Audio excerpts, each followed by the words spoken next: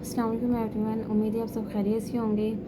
चलिए हम एक्साइज इन taxation series में अपना 5th लेक्चर आज स्टार्ट करते हैं। इस वीडियो लेक्चर में आपको प्रीवियस पेपर्स में जितने भी क्वेश्चंस आ चुके हैं, जो रिमेनिंग रहते हैं, बाकी तो हम एनालिसिस कर चुके हैं काफ़ी हद तक, बट कुछ MCQs हैं जो हमारे रिमेनिंग हैं, आज हम वो डिस्कस करेंगे। तो हम स्टार्ट करते हैं। China attacked on India in 1962।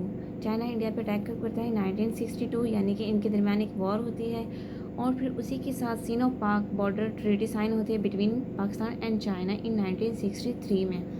जब चाइना और पाकिस्तान के दरमियान में ये ट्रीटी 1963 में साइन होती है तो तय क्या पाता है इसके अंदर? Pakistan gave 2% Kashmir to China. Pakistan Kashmir China के हैंड ओवर करता है 2%, और फिर चाइना इसके रिटर्न में उन्हें K2 देती है पाकिस्तान को। तो ये होता किस में है? ये इस ट्रीटी के अंदर होता है जो 1963 में साइन की जाती है। नेक्स्ट देखिए, first black secretary of USA कौन थे? तो इनका राइट आंसर है कॉलन पॉल। ठीक है, ये 65th थे। और अगर हम बात करें तो जब 9/11 का इंसिडेंट होता है वर्ल्ड ट्रेड सेंटर के अंदर, तो इन्होंने मुशर्रफ को कॉल की थी, ठीक है, वार ऑन टेरर के लिए। इसके अलावा नेक्स्ट क्वेश्चन हमारा आता है, first female ambassador of Saudi Arabia to US। जो सऊदी अरब की एम्बेसडर हैं US में, उनका नाम है प्रिंसेस रीमा बिनते बंदर। ठीक है, और इनका जो टेन्योर था ये स्टार्ट होता है 2019 में और ये स्टिल अभी तक चल रही हैं। नेक्स्ट क्वेश्चन हमारा है, non essential element of the state. State के कौन से एलिमेंट है जो इसेंशियल नहीं है?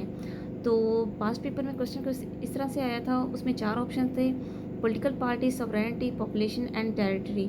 तो जिन बच्चों ने पॉलिटिकल साइंस पढ़ी है या जिनका पॉलिटिकल साइंस का बैकग्राउंड है, उनको तो पता है क्लियरली कि स्टेट के लिए कौन से एलिमेंट्स ज़रूरी हैं। तो स्टेट के लिए सॉवरेनिटी भी ज़रूरी है, पॉपुलेशन भी ज़रूरी है और साथ में टेरिटरी भी बहुत ज़रूरी है। अगर नहीं ज़रूरी तो पॉलिटिकल पार्टी इतनी कोई ख़ास इंपॉर्टेंट नहीं रखती है। अगर 10 पॉलिटिकल पार्टीज़ हैं उनमें से एक भी हो तो काम चलेगा। नेक्स्ट देखें, साइंस का एक क्वेश्चन आया हुआ था, molten rocks beneath the earth. जो पिघल जाती हैं उनको क्या कहते हैं? उनको मैग्मा कहते हैं। नेक्स्ट देखिए, नेहरू रिपोर्ट किसने पेश की थी? ये मोतीलाल नेहरू ने, और फिर इनके बेटे थे जवाहरलाल नेहरू, जो कि बाद में प्राइम मिनिस्टर बने थे इंडिया के। ये नेहरू रिपोर्ट कब पेश करते हैं? 1928 के अंदर। और फिर इसकी जब फ्रीडम फाइट्स होती हैं, जब ये मूवमेंट चलती हैं इंडिया के अंदर, सब कॉन्टिनेंट के अंदर, तो इसकी तमाम तकारीर को, मोतीलाल नेहरू की तमाम तकारीर को कंपाइल करके एक बुक लिखी जाती है। उस बुक का नाम क्या था? The voice of freedom. Next question देखें, minimum length of runway of javelin throw. Javelin throw की जो रनवे है उसकी लेंथ कितनी होती है? मिनिमम लेंथ कितनी होती है? तो 30 मीटर। इस तरह के क्वेश्चन आ सकते हैं क्योंकि पाकिस्तान ने रिसेंटली ओलंपिक्स में गोल्ड मेडल जीता है, तो इस तरह के क्वेश्चंस आ चुके हैं। इसलिए इसके अलावा जेवलिन से रिलेटेड काफ़ी MCQ मैं अपनी प्रीवियस वीडियोस में अपलोड कर चुकी हूँ। इसके अलावा नेक्स्ट देखें, इसी में से MCQ बन रहा है, जेवलिन ओलंपिक्स में कब इंट्रोड्यूस होती है?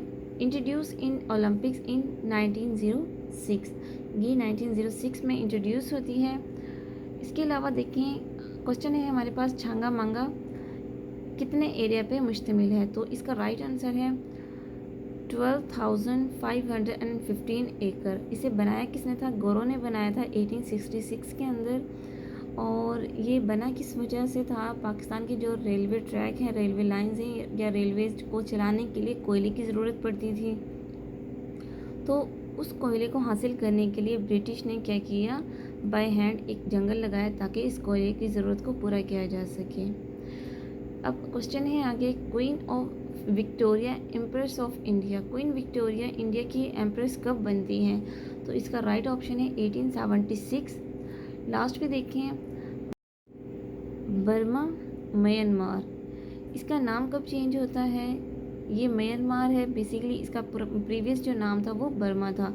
इसका नाम चेंज होता है 1989 के अंदर, और फिर इसकी सेपरेशन होती है फ्रॉम इंडिया इन 1937।